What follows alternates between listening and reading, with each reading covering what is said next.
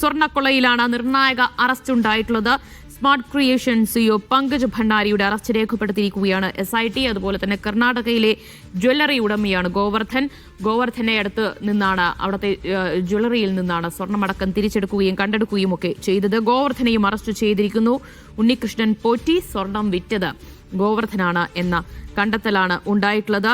അത് എന്തായാലും ഇപ്പോൾ പുതിയ 2 അറസ്റ്റ് കൂടി വന്നിരിക്കുകയാണ്. സിജോ വിജോൺ തുടരുന്നു. സിജോ, വിവരങ്ങൾ. അധികം നേരത്തെ ചോദിച്ച ഒരു ചോദ്യമുണ്ട്, എന്തുകൊണ്ടാണ് അറസ്റ്റ് വൈകിയെന്നുള്ളത് സംബന്ധിച്ച്. ആദ്യഘട്ടത്തിൽ ഇവര് ചോദ്യം ചെയ്തിരുന്നു. അപ്പോൾ ശബരിമലയിലെ സ്വർണ്ണമാണ് കൊണ്ടുവന്നതെന്ന് തങ്ങൾക്ക് അറിയുമായിരുന്നില്ല എന്നുള്ളതാണ് പറഞ്ഞത്. കാരണം ഇവര് സ്വർണ്ണം ഇടപാട് നടത്തുന്ന ആളുകളാണ്. കാരണം സ്മാർട്ട് ക്രിയേഷൻസ് ആണെങ്കിൽ പലയിടങ്ങളിൽ നിന്ന് ഇത്തരം സ്വർണ്ണ ഉരുപ്പടികൾ കൊണ്ടുവരികയും അവിടെ വെച്ച് ഇത് ഉരുക്കി നൽകുകയൊക്കെ ചെയ്യുകയും ചെയ്തിരുന്നതാണ്. അല്ലെങ്കിൽ മറ്റ് നടപടികൾ കാര്യങ്ങളൊക്കെ ചെയ്തിരുന്നതാണ്. അപ്പോ പതിവ് പോലെ ഇത്തരത്തിൽ സ്വർണം കൊണ്ടുവന്നു, അത് തങ്ങൾ ഇത് പണികൾ ചെയ്തു നൽകിയെന്നാണ് പറയുകയും ചെയ്യുന്നത്.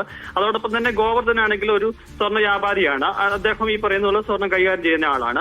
അത്തരത്തിൽ മാത്രമാണ് ഒരു ഇടപെടൽ ഉണ്ടായിരുന്നെന്നുള്ളതാണ് പറഞ്ഞത്. പക്ഷേ ഇത് ശബരിമലയിലെ സ്വർണ്ണമാണ് എന്ന് സംബന്ധിച്ച് കൃത്യമായ വിവരം ഇവർക്ക് അറിയാമായിരുന്നത് സംബന്ധിച്ച് തെളിയിക്കുന്ന ചില വിവരങ്ങളും മൊഴികളും അന്വേഷണ സംഘത്തിന് ലഭിച്ചു. അതിന് പിന്നാലെയാണ് അന്വേഷണ സംഘം ഇവരുടെ അറസ്റ്റിലേക്ക് കടക്കുകയും ചെയ്തിട്ടുള്ളത്.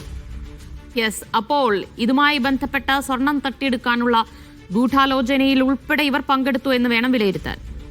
അതെ, തീർച്ചയായും ഇതിന്റെ ഗൂഢാലോചനയും ഇതിന്റെ നടത്തിപ്പിലെല്ലാം ഇവരുടെ പങ്ക് വ്യക്തമായിട്ടുള്ള വിവരങ്ങൾ ഉണ്ടായിരുന്നു. ഇവരുടെ കൂടി അറിവോട് കൂടിയാണ് ഇത്തരത്തിൽ സ്വർണം തട്ടിയെടുത്തത് എന്നുള്ളതാണ്. ഇനി അറിയേണ്ട ഒരു പ്രധാനപ്പെട്ട കാര്യം എന്ന് പറയുന്നത്, ഇവർ കൊണ്ടുപോയ സ്വർണം അല്ല, ഇതേവരെ കളക്ട് ചെയ്തിട്ടുള്ള സ്വർണം അത് ശബരിമലയിലെ സ്വർണം തന്നെയാണ് എന്നുള്ളത് സംബന്ധിച്ചാണ്. അത് ശബരിമലയിലെ സ്വർണ്ണമാണ് എന്നത് സംബന്ധിച്ച് ശാസ്ത്രീയ പരിശോധന നടക്കുന്നുണ്ട്. സ്വാഭാവികമായും നമ്മൾ കഴിഞ്ഞ ദിവസങ്ങളിലൊക്കെ ശബരിമലയിൽ നിന്ന് അത്തരത്തിൽ പരിശോധനകൾ നടത്തുന്നതായി കണ്ടതാണ്. പക്ഷെ അതിന്റെ റിസൾട്ട് കിട്ടിയിട്ടില്ല. അതിന്റെ റിസൾട്ട് വൈകി. 2 പുതിയ അറസ്റ്റാണ് ശബരിമല സ്വർണ്ണക്കൊള്ള കേസിൽ ഉണ്ടായിട്ടുള്ളത്. ഇപ്പോൾ